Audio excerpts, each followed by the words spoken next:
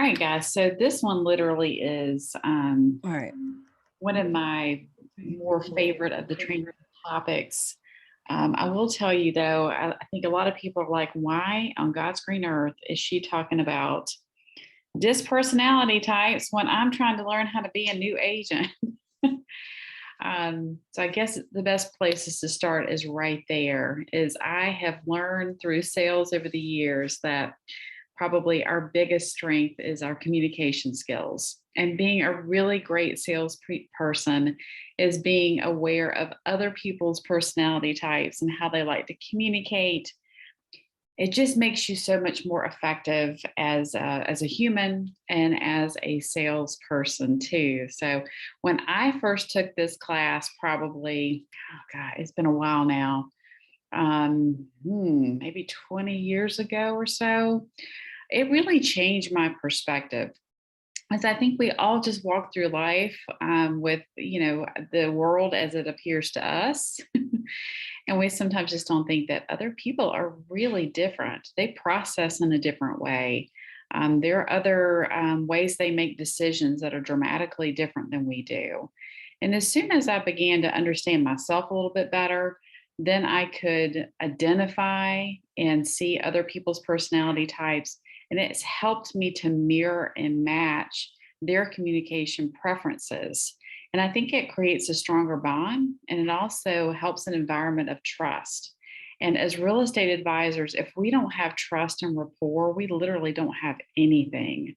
And so I think if you can make those bonds really tight, it is amazing. I think how loyal clients can be.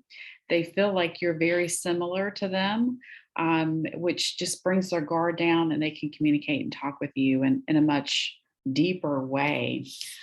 Tina Call is probably one of the people that I have known over the years that has the best handle on mirror and matching. She can change inflection. She's not trying to, she's just trying to be relatable to the person across from her. So she naturally does it. It can be a learned skill though, if it's not something that's natural for you. Now, I put a link on Facebook last night. If anybody had an opportunity to do their personality test, did anyone do it and want to share kind of what your metrics are as far as D, I, S, or C?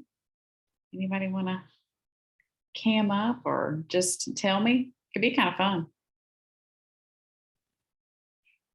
No takers. And maybe you haven't had a chance to take the Tony Robbins disc profile test. If you haven't, I really encourage you do it. It only takes like 15 to 20 minutes and it's amazing what you'll learn about yourself. I'll tell you a little bit about me. So my disc profile is I'm about 81D, 81I, and then I'm 39, both S and C.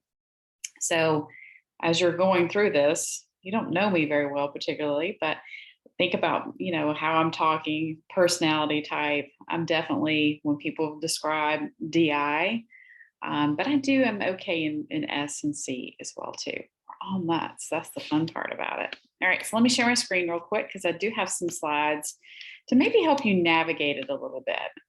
And I'll try to share some stories as we go along too, just to make it, come to life a little bit.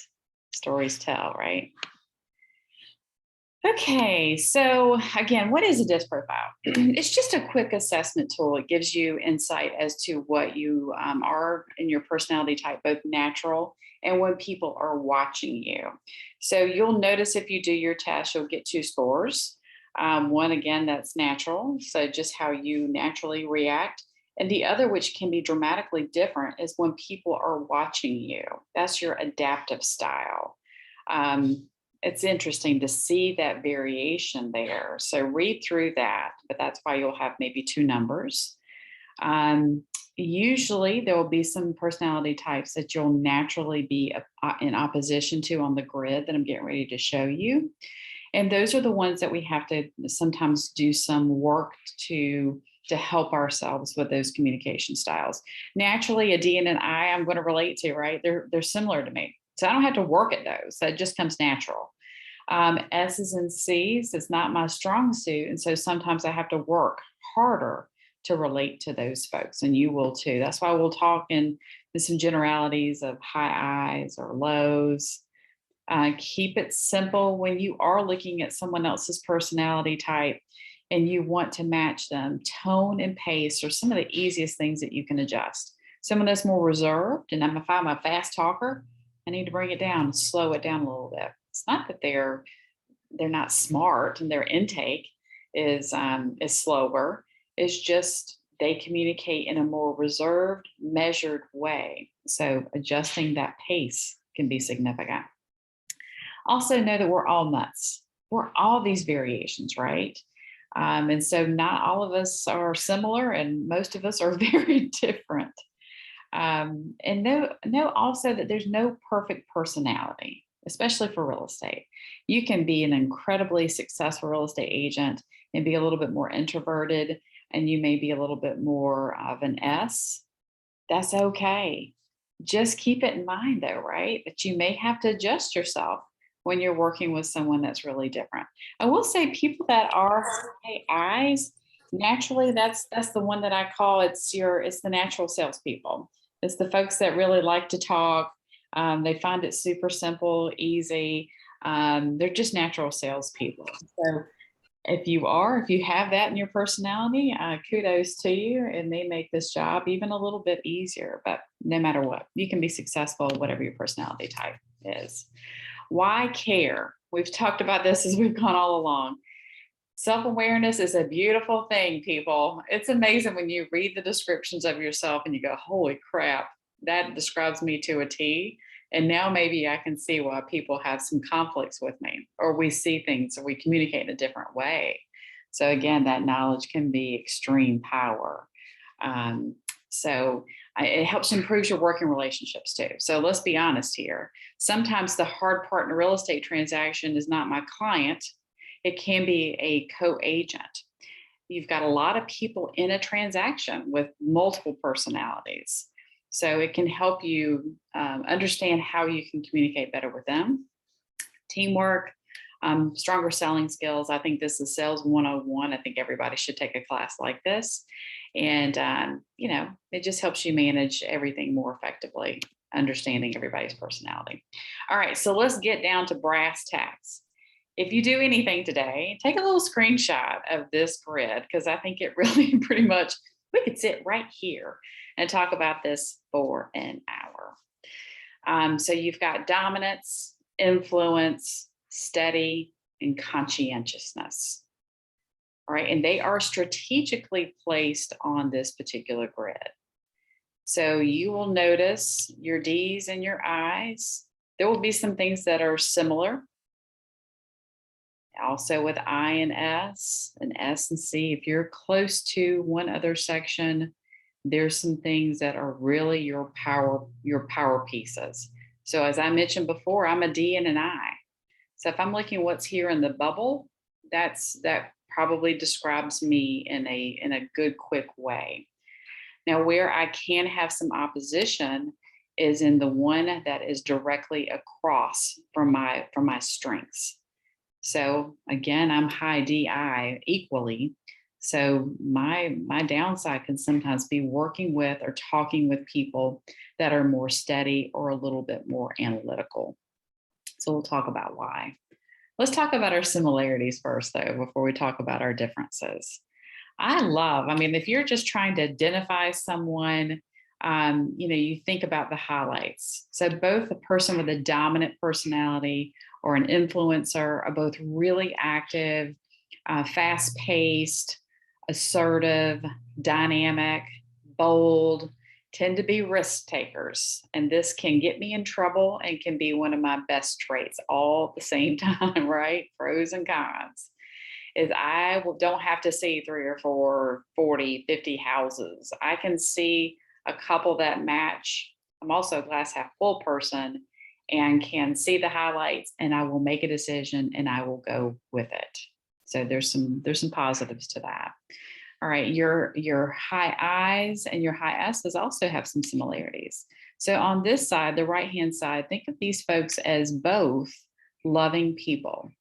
They're driven not only by results or by information, they're driven a little bit more by their emotion, and it's how they make decisions.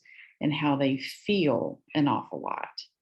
So you can tell if I'm a D, C, if I was totally on the left-hand side, you make decisions based on information, knowledge, results, not on how you feel, right? So your I's and your S's have some similarities there. Accepting, very much people focused, can empathize a lot, very receptive, and can be agreeable. These can be your people pleasers, right? They're driven by that. Your S's and your C's can also have a lot of similarities, both really thoughtful, can come across as a little slower in talking and more reserved. They're very calm. They're very just measured, methodical. They're not your risk takers, moderate paced, and are just more careful at the end of the day. Now, they make the decisions based on two totally different things. On the left side, information, on the right side, emotions and feelings. All right, your D and your C, some similarities too as well. They both will question you to death. My husband is a C. He's actually a DC, which can be a really tough personality. Logic focused, both are very objective, very skeptical, tend to be sometimes a little bit of a glass half empty kind of crew, right? And they can be very challenging. It sounds negative, but don't think about it in that way. It's how people are, how they process. It's nothing personal. It's not how they feel about you as an individual. It's just how they make decisions and the information that's important to them. All right, so we're going to break each one of these down a little bit more to help them come to light a little bit. All right, so this is the big bad one. This is the one that people get a little afraid of sometimes. It can be a very, very strong personality, but it can also be a very successful one too. They are motivated by winning, competition, and success. A market that we're in right now, they're definitely not going to be nervous about it, but they are going to expect to win. And so they like the challenge. They want to take action, immediate results. I am a get shit done. Let's put it on a to-do list and knock it out. If you guys could see my screen right now, in fact, if you can see my camera, you'll see, here's my to-do list for today. And then here's another list of my, of another thing that another project I'm working on too. So I want to get stuff done, very, very much results driven. Direct, demanding, forceful, strong-willed, driven, determined, fast-paced, and very self-confident. Again, those can be kind of good and bad, right? If this is you, you tend to be, very much driven in real estate. You want a big business. You're probably thinking about growing a team. If you're working with a client like this, their expectation of you as a real estate agent is to have these similar qualities, right? They want to work with someone that is that's their equal. So think about that. If you tend to be a little bit more reserved or a little calming, you may have to work to talk shorter, stronger, more confidently, project a little bit more with your voice. Don't talk in these long, rambling sentences. Be concise with your words. It will matter to a dominant personality. They may be limited by a lack of concern for others, impatience, and open skepticism. So, quick story about me. It's not that I don't care about people. I really do. But I will get so hyper-focused on work sometimes that I have to slow myself down before I send any emails or usually text messages, and soften it up. I may have to say, hey, hope you're having a great day and off to an awesome start this week. That's not my natural tendency, but I know that most people aren't like me. So I'll soften it, get down to my bullet points in my communication. Drivers love bullets. And then I may soften it at the end as well. And again, it's just how my mind works. So that is a limited by lack of concern for others sometimes. It's against nothing personal. Here's the thing, y'all. This is why drivers tend to be a little bit more forceful and can be challenging to work with.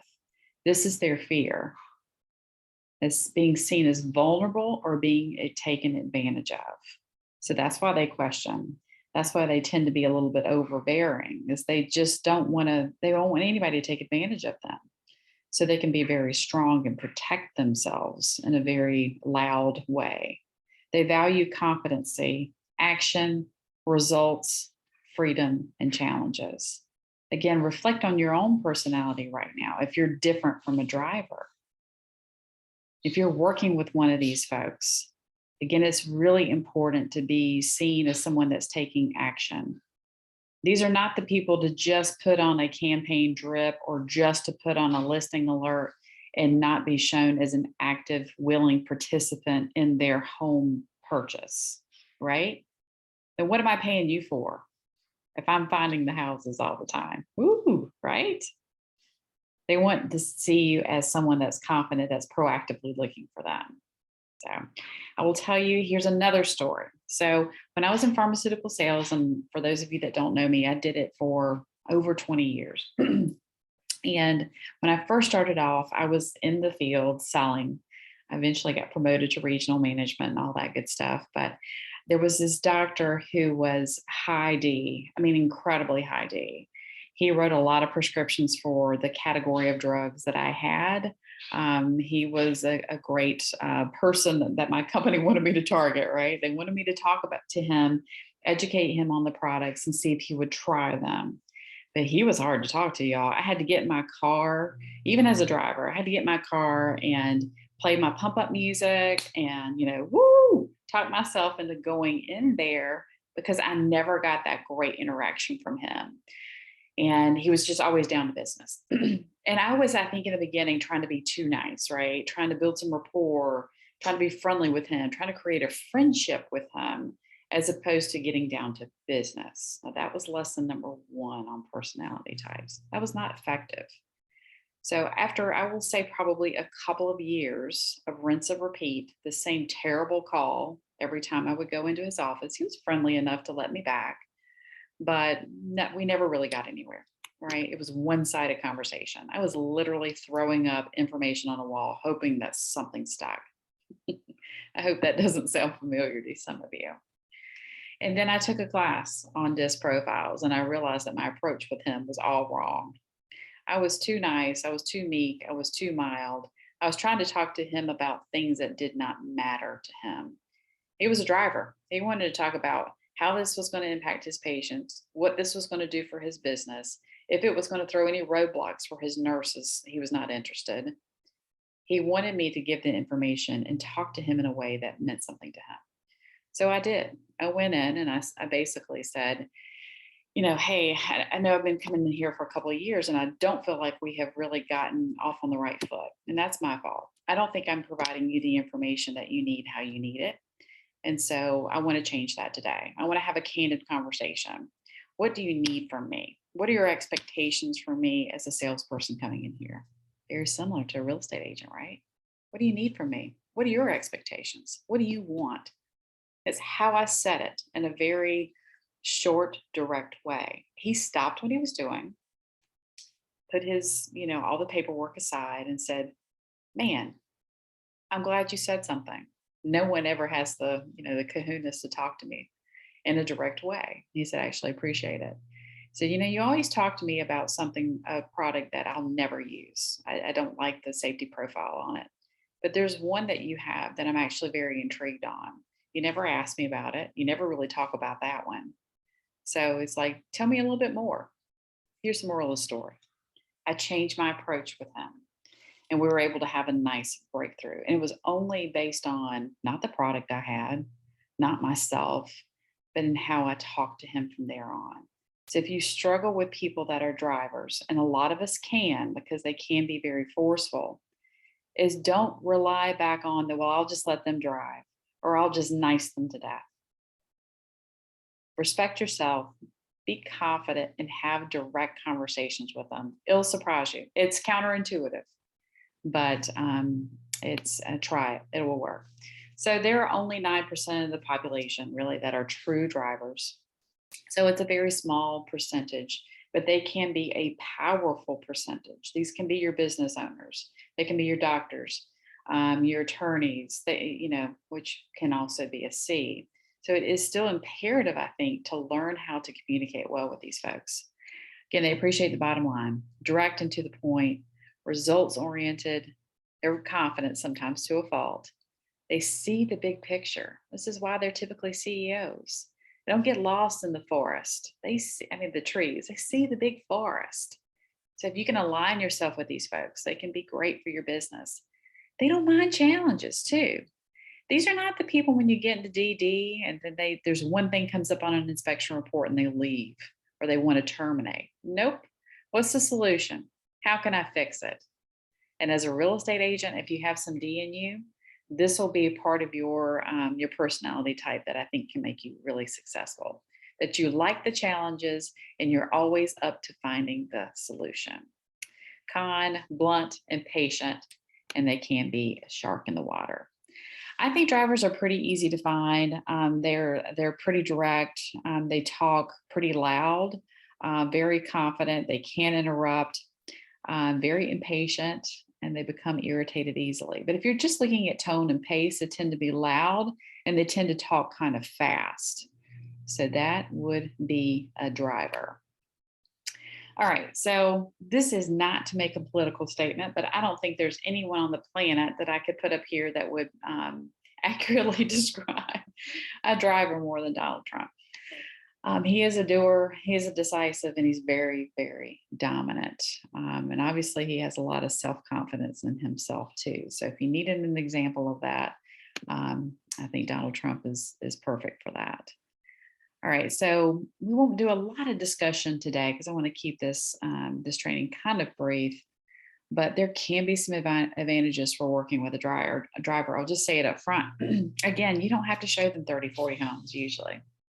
As long as you're listening to what they say, they meet the criteria that they're looking for, and it's within their budget.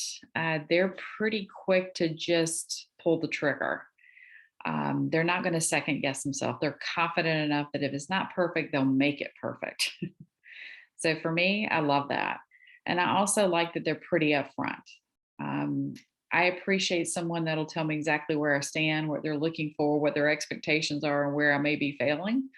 If you tell me that, I actually kind of appreciate it. So that can be a positive of a driver, both as a client and also just in the workforce period.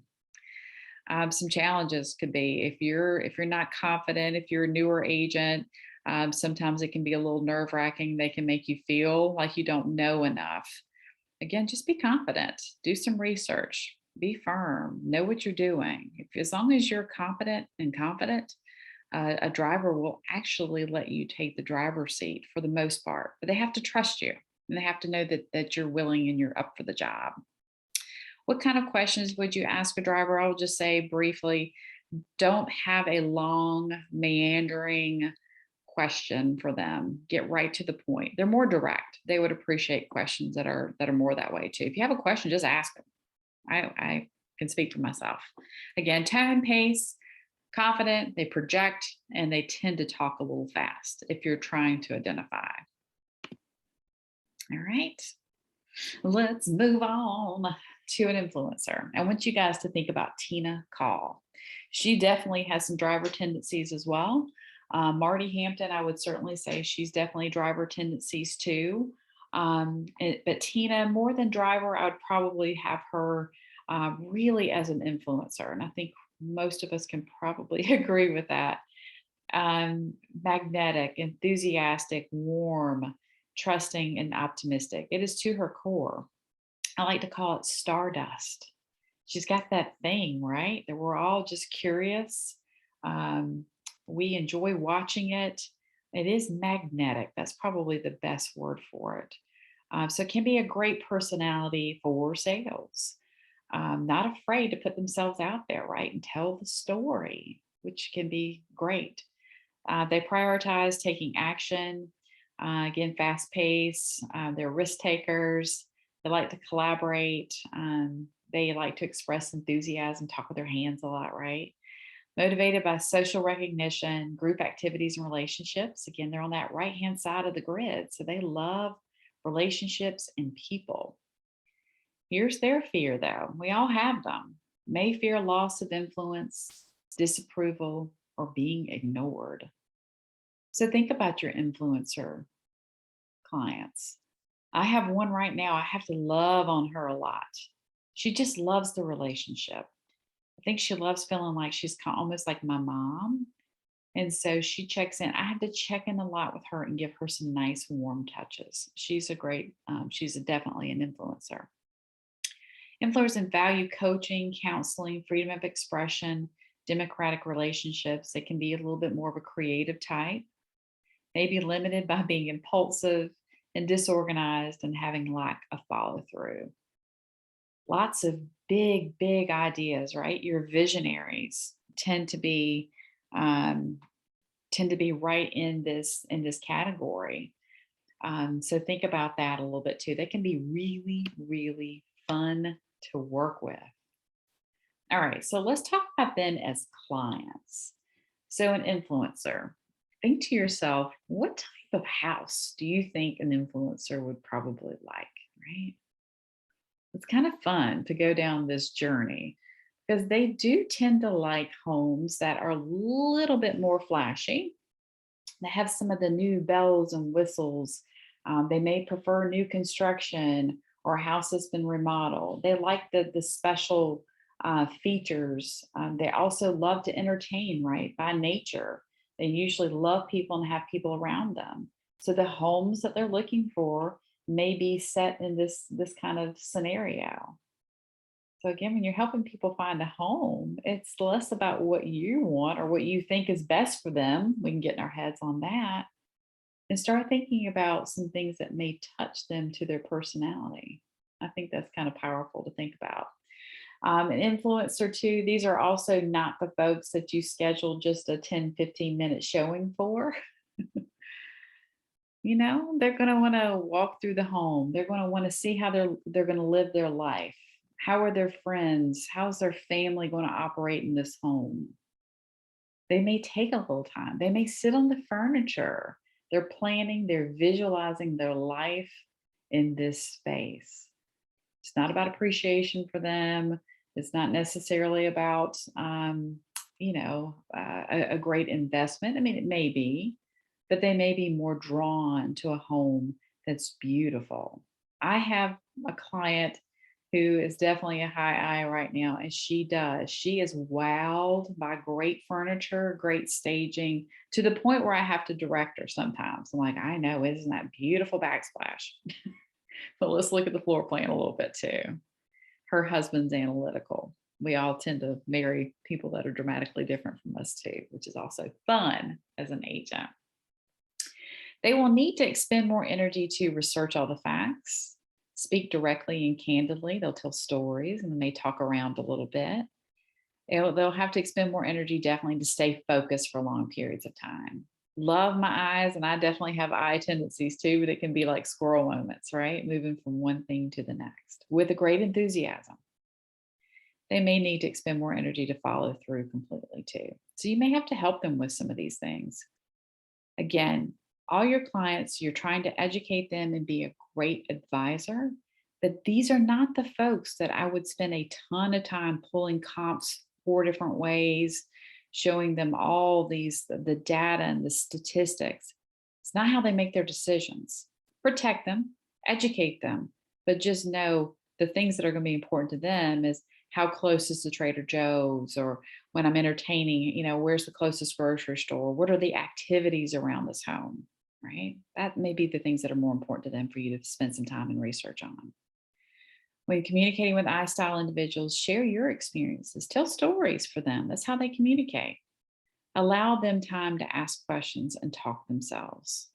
Focus on the positives, avoid overloading them with details, and don't interrupt them. Give them some time. That's how they trust you. That's how they feel comfortable and feel like you're similar to them. And smile and be warm. Again, they're very, very people driven as well. If you're a high I, congratulations. Again, I think it's a great personality for sales naturally. All right, there's a lot more of these, right? And drivers. So if you are on that left-hand side, particularly if you are more analytical, you may have to expend some energy to work with a high I. They can be exhausting, right? Especially if your person wants to get down to business and brass tacks and make good decisions. All that can seem a little frou-frou, right? So you'll have to work a little harder to tell those stories, to take those times, and to just be and enjoy a moment for the relationship. All right. So they are enthusiastic, optimistic, they like to collaborate, charismatic, fun, and exciting. You'll have a hell of a time working with an influencer. They're a good time to show properties too. Cons, they can lack focus. Again, I'm having to redirect my client a little bit on the things that she's told me that are important, right? Let's make sure we're looking at those things so we can check those boxes off. They can be overly talkative. It can be emotional, making decisions based on how something makes them feel as opposed to what do the numbers say. For some folks that are just subjective on the numbers, again, it can be frustrating on the emotion because that's hard to quantify, I mean, or qualify even. How do I find that house that makes you feel a certain way? It may be in a lot of the questions that we ask, though. How are they looking to live? What are they looking for? And knowing their personality types a little bit, right? All right, how to identify an influencer? I think they're pretty easy to spot too. Again, they're open, they're friendly, they talk a lot. Their tone may be loud, their pace is high, like a driver. Talking about different things though. They're fun, they're positive, talking about relationships and people. Um, they don't listen for too long. They can kind of, and a driver can be a little intense, and a high eye can be a little all over the place, a little squirrel. But again, it's a fun kind of environment. And they'll stay away from the hard facts, unlike a driver who is all about the facts or all about the results. So I think this is probably a pretty good example.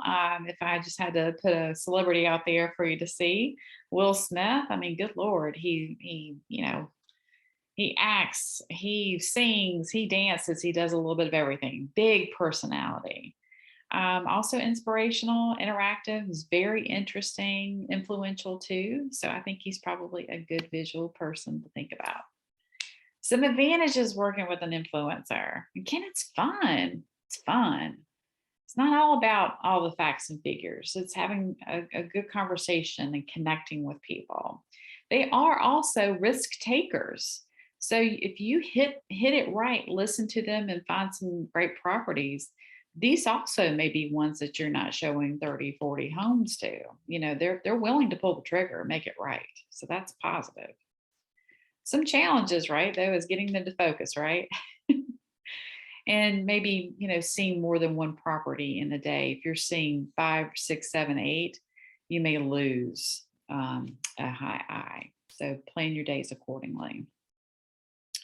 What kinds of questions are you going to ask an influencer? Again, I think it's less around results, it's less around stats. It's, how's this making them feel? What are the things that are important to them? Being quiet and letting them tell you, right? Ask really meaningful questions.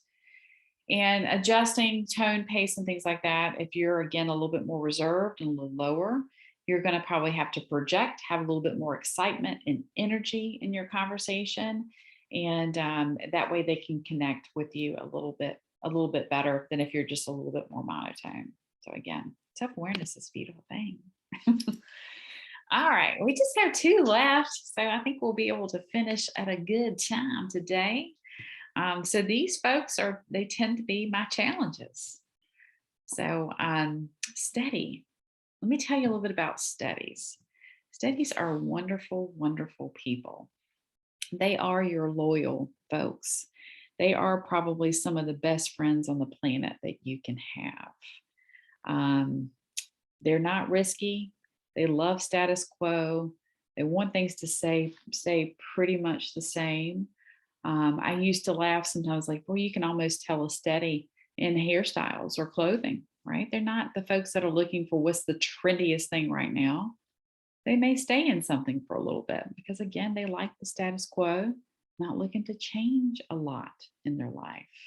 They'll have probably a core group of friends that they have kept for a long, long time.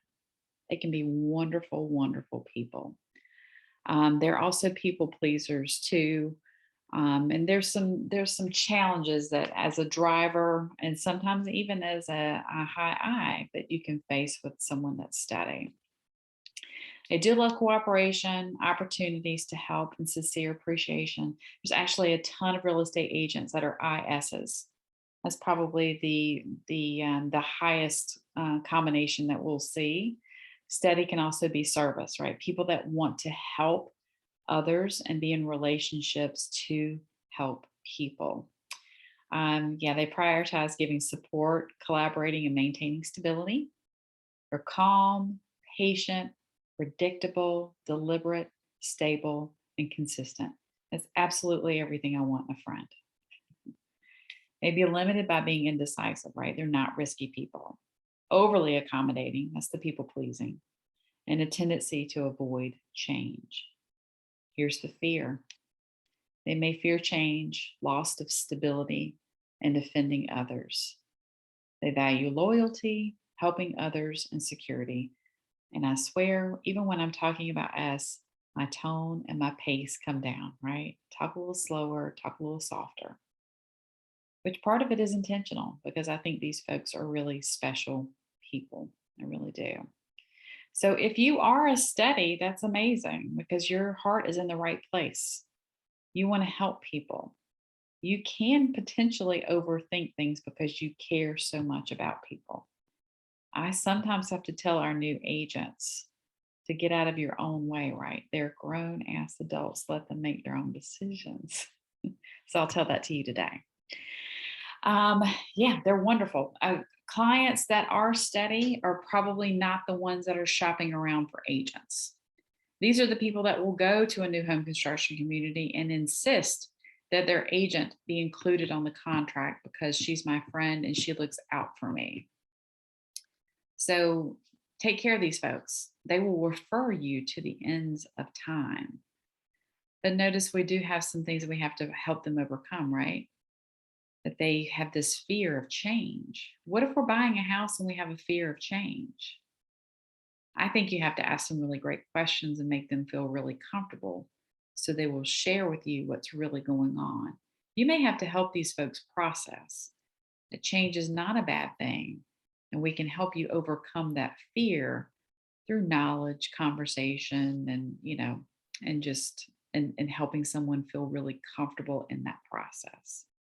If you are a fast talker, you're a high D, an S is going to feel like you're just trying to overly sell them or you're trying to ram your solution down their throat. To be calm, collective. They can make decisions and they can buy houses. Obviously, they do. They just may need a little bit more of a white glove service to help get them there. They will need to expend more energy to quickly adapt or change or if there's some unclear expectations. What do you think this market right now is doing to someone that's steady? I have a couple of them right now, and I can tell you what it does to them. It freaks them the hell out. I've got a couple right now that I have to work to kind of keep them in the pocket to continue to want to look for homes. Feeling overwhelmed. They're feeling like it's not meant for them. They're not aggressive enough. So they have to learn through experience, right? They may have to lose a few in order to understand what it's going to take to get them there. And you have to make sure you're very, very clear and help them through that because ambiguity makes them more nervous.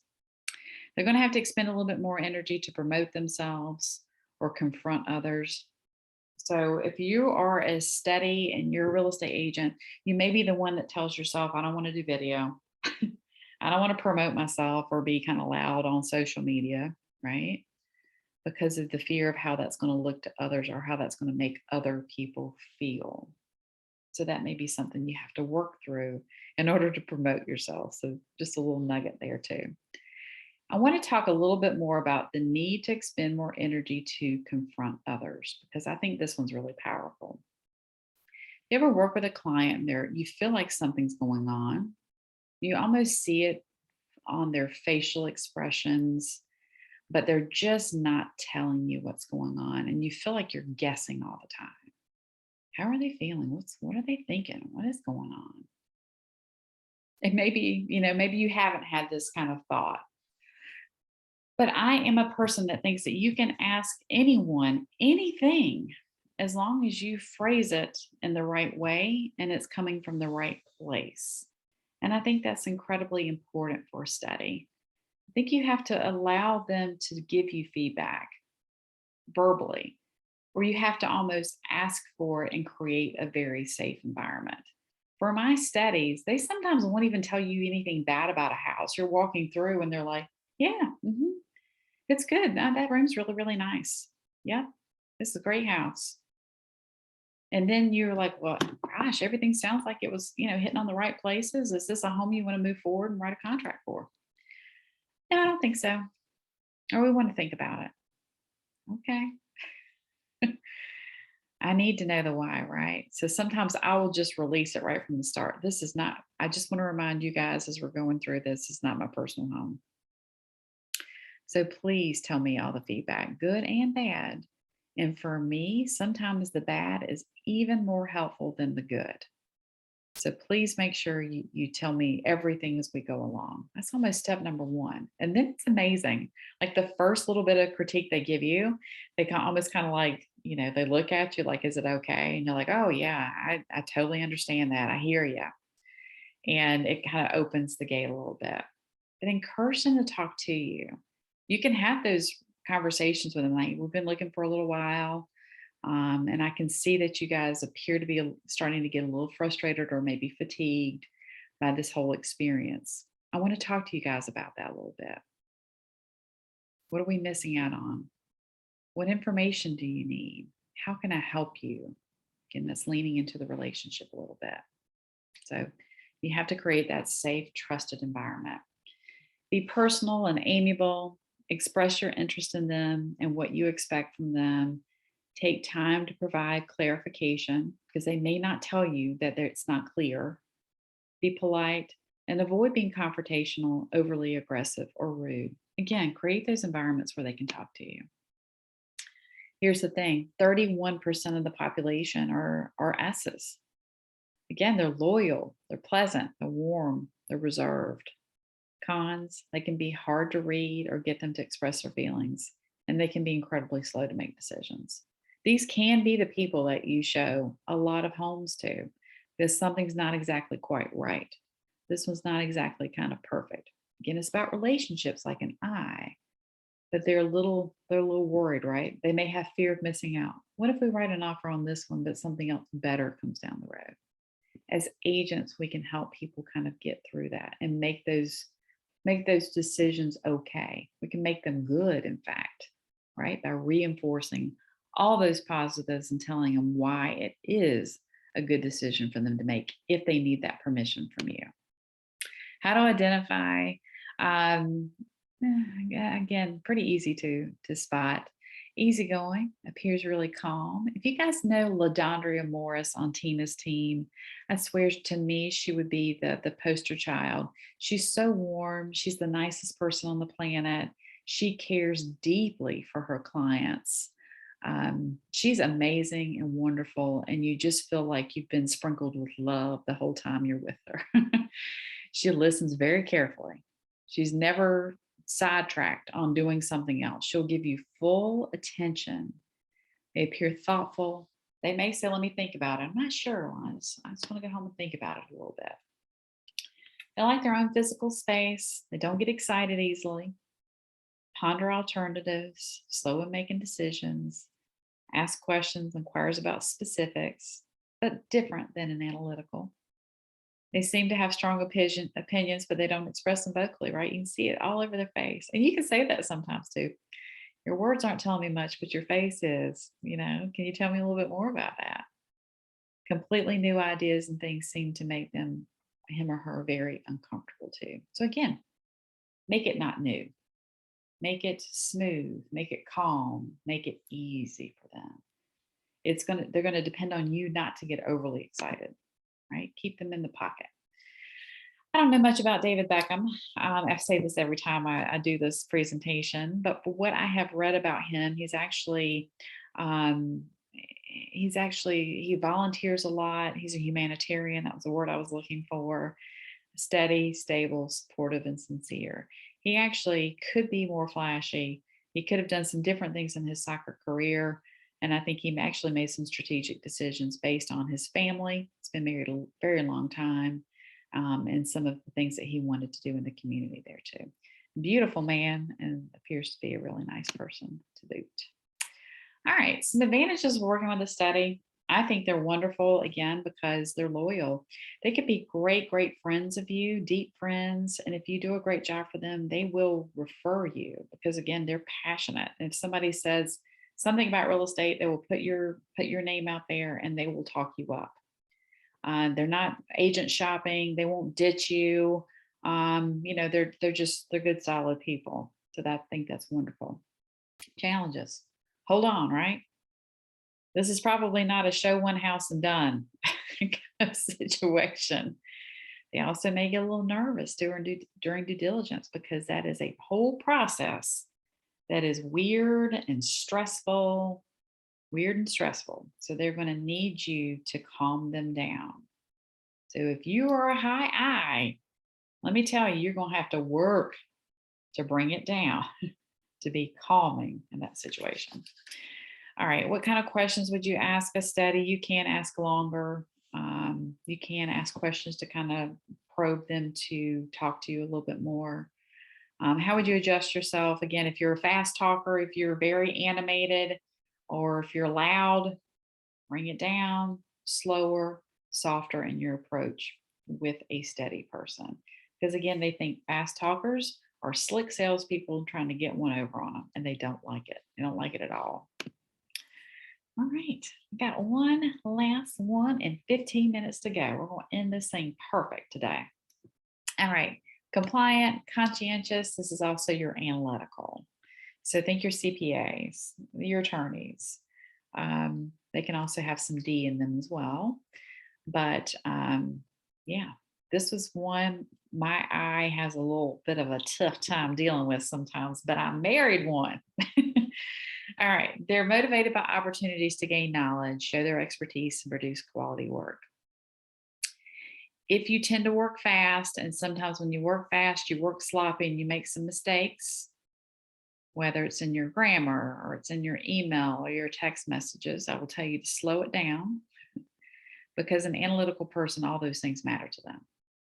If you're sloppy in your grammar, you potentially may be sloppy in your writing of the contract and sloppy in negotiations. That's how that mental process goes. So they're looking for accuracy. It's super important to them.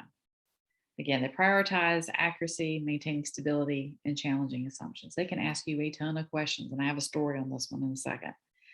They're described as careful, cautious, systematic, diplomatic, accurate, and very tactful. May be limited by being overly critical, overanalyzing, right? Paralysis by analysis. Good Lord, they're going to cut it every which way they can, and they will ask you for multiple CMAs, comps, and market statistics, all of it. This is their fear, though. They fear criticism, and they desperately fear being wrong or making a bad decision because they didn't have enough information or the right information. So this can be really important for us as agents. They value quality and they value accuracy.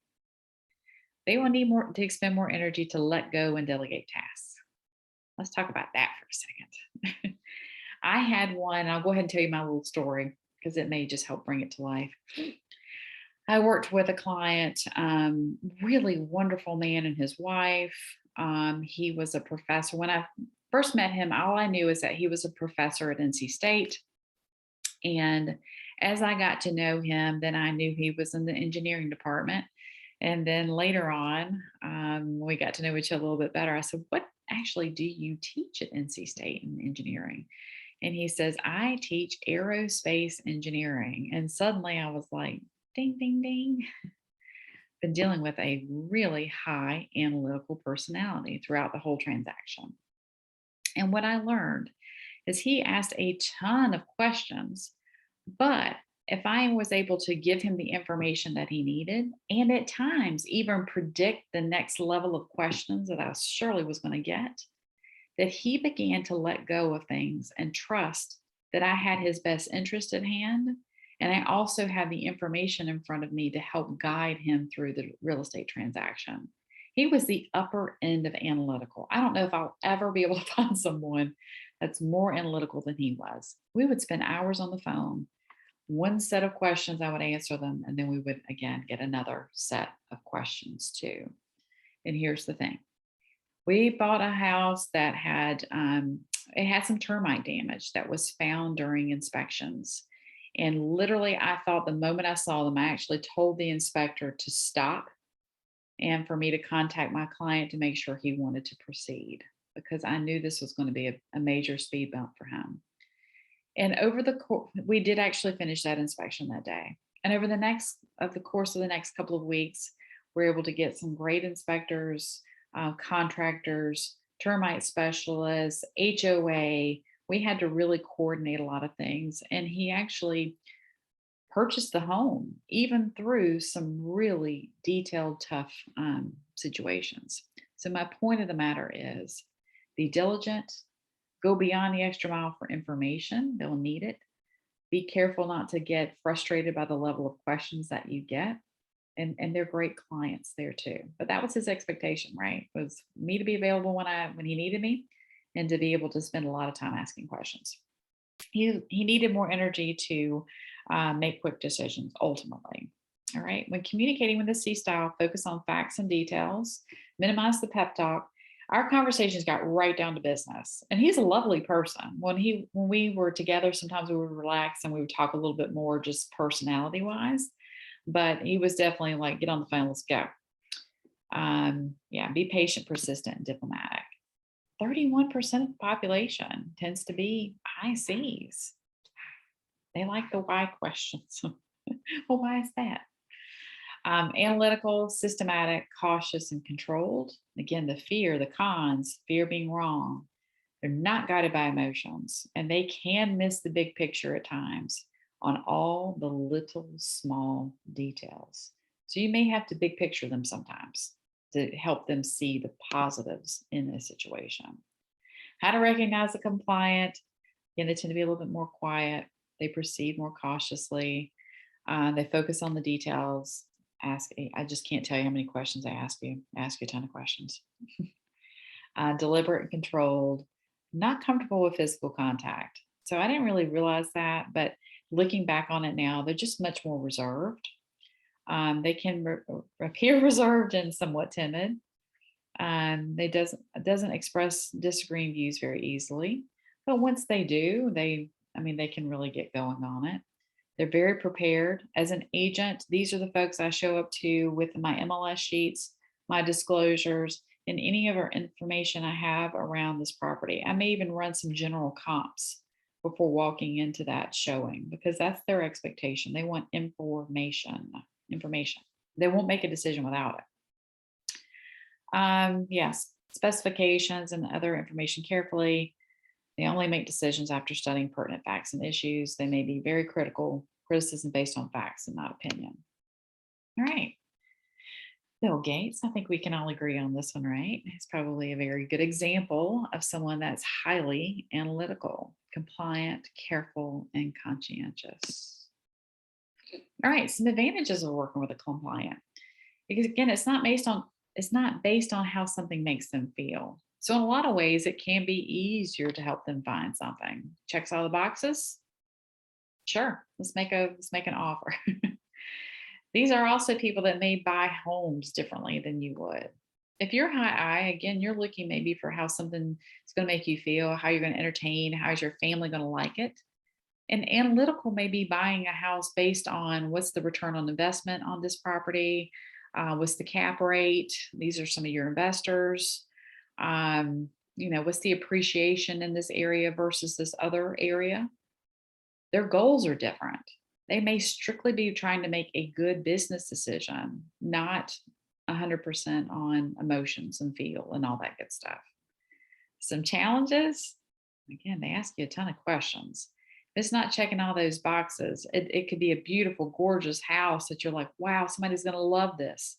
It's not their goal, So they may not move forward. Remember the why questions. Why? And how could you adjust your communication style to help with a compliant? Again, tone and pace are easy for me to adjust. If I'm on the top half of that grid, if I'm a D or an I, I'm fast paced and I'm loud. I may need to bring it down. and talk a little bit more concisely. And again, I want to talk about facts and less around the soft, sweet touch things that maybe an S would prefer to talk about. All right, Pete, we're going to roll around the base. We're just going to recap this again, just really quick. Here's your grid once again. So this is just another way of looking at it, but I mean, it's pretty much the same information, right? The people that are highly assertive, that like to make quick decisions, are going to be your driver and your influencers. Fast pace, quick, the risk takers, both of them. They just make their decisions based on different things. And then you're compliant and you're steady. They're just low assertive. They're just more reserved. It's going to take them a while to make a decision. High responsiveness, your influencers and steadies. Low responsiveness, ask a ton of questions, both of them. Driver and compliant there too. So tips to be successful. This is just the last little slide to wrap it up. Again, tone and pace to me are the easiest thing to slightly adjust myself, to adjust to mirror match. Here's also a funny thing. If you adjust yourself a little bit to meet someone closer to who they are, they naturally do the same thing to you. When you guys are way apart though, way apart, if you don't bridge that gap, that is truly where you feel the conflict. Sometimes there's people in your life and you're like, we just cannot communicate. We just cannot get along. It's because both people are in their corners. They're not making any adjustments to themselves. If you adjust a little bit, it'll surprise you that you'll get someone that is a little bit more analytical to be almost a little bit more playful and silly with you, only after you adjust to them too. Again, it is up to you to adjust. It's not their responsibility to see it or to adjust at all. Most people aren't even hyper or self-aware about this at all, right? So if you want to work with people that are different from you and work with, everybody, you have to learn how to make these little small adjustments. And I'm not talking about being crazy with, major personality swings. Talking about just little slight adjustments. Learn your personality mix. Self-awareness is a beautiful thing. I didn't mention this earlier, but there are tons of these tests that you can take. DISC is a very generalized version of it. I think it's a great place to start. And then there's some others when you can do the enneagrams and the 16 personalities. Those definitely do a deeper dive into your personalities and kind of who you are. But start with DISC. I think easy sometimes is better to at least start off with. We naturally have some personalities that would conflict with. I know if it's somebody that I just am not clicking with, if I would look at the grid, 9 times out of 10 is because they're polar opposite in me and my communication styles. So as soon as I know that and I know to adjust just a little bit, again, it's amazing how it can help communication. Communication is everything in this business. Make your clients comfortable, make them want to work with you, make them trust you because you are similar and you are listening to them. And it also will help with all vendors, cross-sell agents, and hell, even agents at Freedom Builders, right? And we're trying to build our communities there too. So I hope this was helpful. This again is one of my favorite ones to do. It's a little bit different. We will get back to doing just normal new agent training next week. I thought this was fun for Thanksgiving week.